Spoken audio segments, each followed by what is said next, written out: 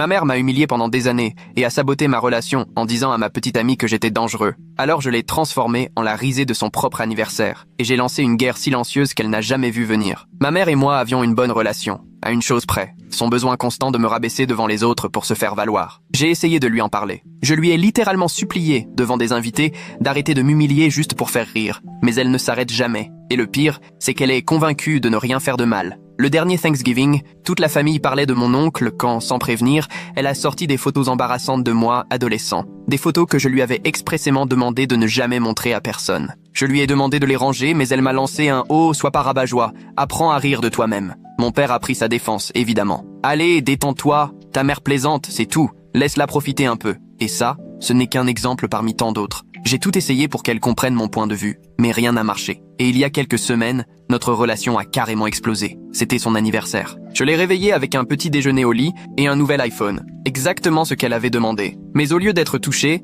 elle m'a remercié à peine poliment avant de se moquer de mes talents de cuisinier en FaceTime avec mon père et ses amis. Ça m'a blessé. J'avais accumulé des heures supplémentaires pour pouvoir lui offrir ce téléphone. Et voilà comment elle m'a remercié. Mais le pire est arrivé plus tard, pendant le dîner d'anniversaire. Comme d'habitude, elle a commencé à plaisanter sur moi devant tout le monde. Cette fois, elle racontait comment je m'étais fait harceler par une fille à l'école primaire. J'aurais dû l'ignorer, mais j'ai décidé de jouer le jeu, d'avaler ma fierté et d'être la cible de ses blagues, juste pour sa soirée. Grosse erreur. Elle a pris ça comme un feu vert pour aller encore plus loin. Elle a fait taire tout le monde, puis a sorti mon journal intime. Voyons un peu ce qui se passait dans ce cerveau d'ado, hein, a-t-elle lancé en riant. Tout le monde riait, sauf moi. J'étais figé, le visage pâle, incapable de bouger. Et là, elle a lu à voix haute « Je viens de me faire rejeter par la fille que j'aime. Je me sens comme un raté. » Et elle a ajouté « Ça va être drôle. » Mon père était plié de rire. C'est à ce moment-là que j'ai craqué. Je me suis levée, j'ai foncé vers elle, et en plein milieu de sa phrase, je lui ai arraché le journal des mains.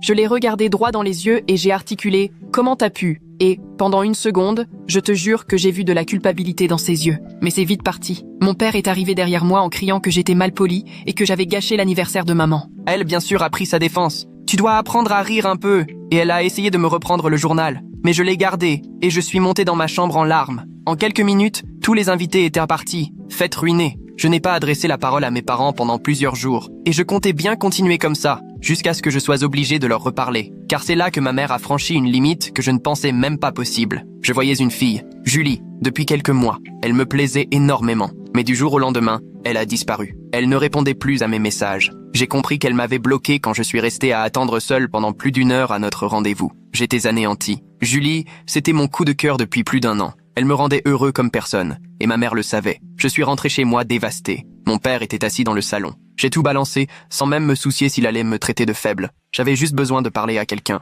Mais au lieu de me réconforter, il m'a regardé comme un lapin pris dans les phares, comme s'il savait quelque chose. J'ai tout de suite senti qu'il cachait quelque chose. Je l'ai cuisiné un peu, et ce n'est qu'en menaçant d'arrêter de payer ma part du loyer qu'il a craché le morceau. Ma mère avait contacté Julie. Elle lui avait dit de me quitter parce qu'elle avait peur pour sa sécurité. Elle lui avait inventé que j'étais colérique, instable, et avait même osé dire que je lui racontais en détail mes relations intimes. Des choses horribles, juste pour me faire passer pour un déséquilibré. Elle a poussé le vice jusqu'à pleurer devant Julie, qui a fini par être tellement effrayée qu'elle a coupé tout contact avec moi. Quand mon père m'a raconté tout ça, j'ai vu rouge. Je suis monté dans ma chambre en furie, là où je gardais exactement ce qu'il me fallait pour le cas où ma mère irait trop loin. Mon père me suppliait de ne pas m'énerver, de lui pardonner, de tenter de reconquérir Julie. Mais je n'étais pas en colère. J'étais déterminé à lui faire payer. Et quand il a vu ce que je tenais entre mes mains, il m'a demandé de rester calme, de réfléchir. Mais c'était trop tard pour être civilisé. Je voulais lui balancer une phrase bien cinglante, quelque chose qui ferait mouche. Mais tout ce que j'ai réussi à dire, c'est « C'est toi qui as franchi la ligne la première. » Avec Julie, elle m'a lancé un regard qui m'a glacé le sang. Puis elle est simplement partie sans dire un mot de plus. Je suis resté là, figé, pendant bien 5 minutes, essayant de digérer ce qui venait de se passer. C'est là que j'ai compris. Ce n'était pas fini. Pas du tout. Le lendemain matin, je suis descendu à la cuisine et j'ai trouvé mon père en train de prendre son petit déjeuner, seul. J'ai attendu